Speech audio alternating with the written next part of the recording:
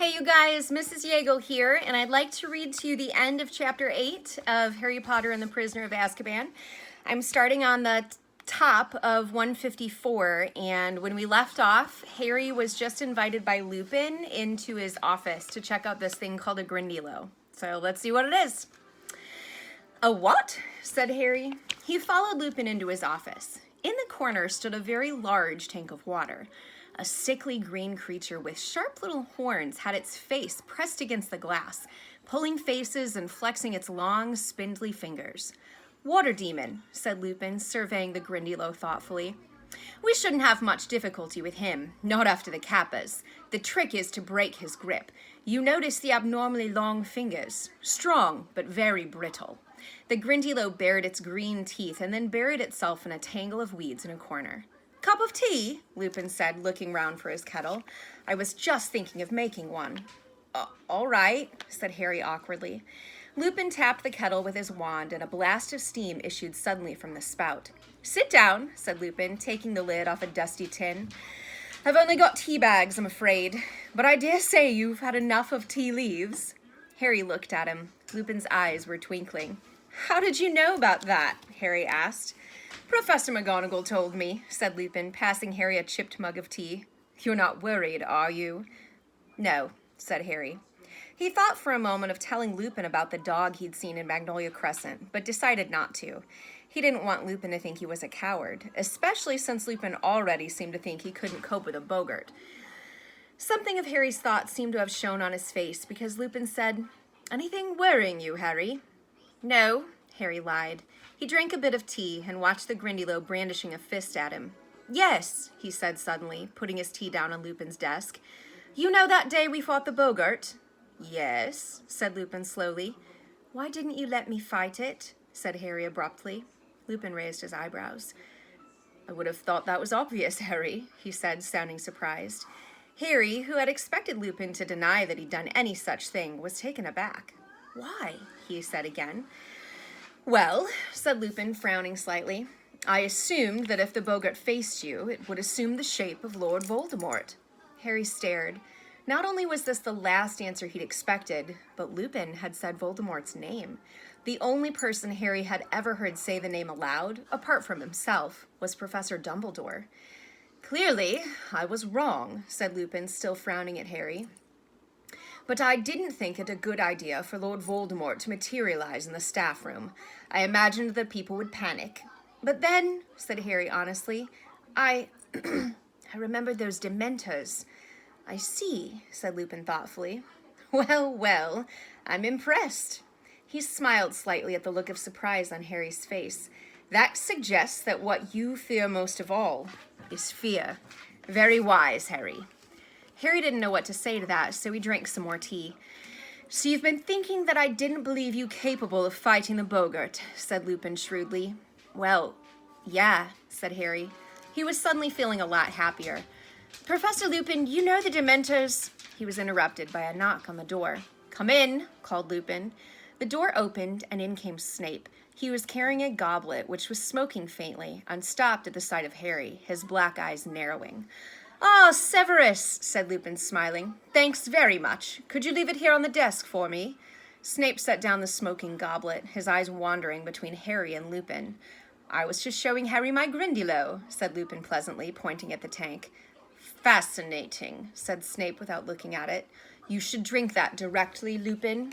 Yes, I will, said Lupin. I made an entire cauldron full, Snape continued. If you need more... I should probably take some again tomorrow. Thanks very much, Severus. Not at all, said Snape, but there was a look in his eye Harry didn't like. He backed out of the room, unsmiling and watchful. Harry looked curiously at the goblet. Lupin smiled. Professor Snape has very kindly concocted a potion for me, he said. I have never been much of a potion brewer, and this one is particularly complex. He picked up the goblet and sniffed it. Pity sugar makes it useless, he added, taking a sip and shuddering.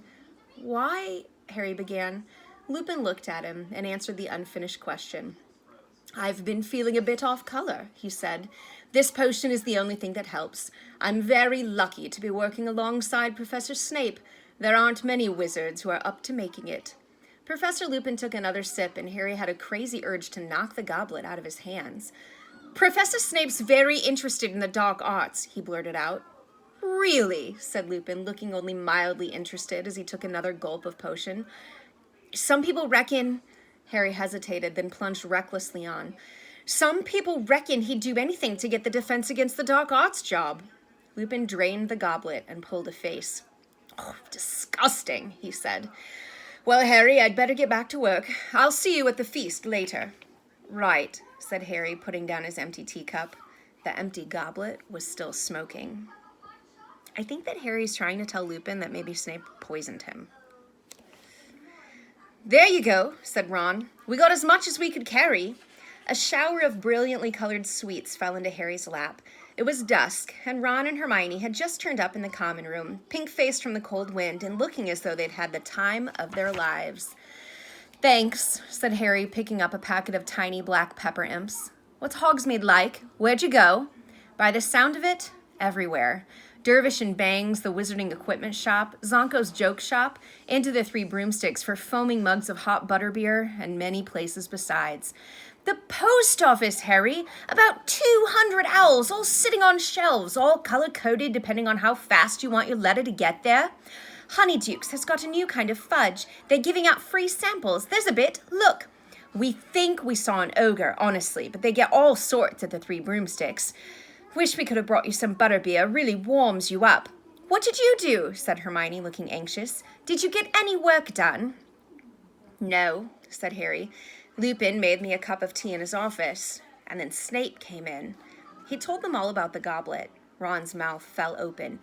"Lupin drank it!" he gasped. "Is he mad?" Hermione checked her watch. "We'd better go down, you know. The feast will be starting in 5 minutes. They hurried through the portrait hole and into the crowd, still discussing Snape. "But if he, you know," Hermione dropped her voice, glancing nervously around, "if he was trying to poison Lupin, he wouldn't have done it in front of Harry." "Yeah, maybe," said Harry as they reached the entrance hall and crossed into the Great Hall. It had been decorated with hundreds and hundreds of candle-filled pumpkins, a cloud of fluttering live bats, and many flaming orange streamers, which were swimming lazily across the stormy ceiling like brilliant water snakes. The food was delicious. Even Hermione and Ron, who were full to bursting with Honeydukes sweets, managed second helpings of everything. Harry kept glancing at the staff table. Professor Lupin looked cheerful, and as well as he ever did. He was talking animatedly to tiny little Professor Flitwick, the charms teacher.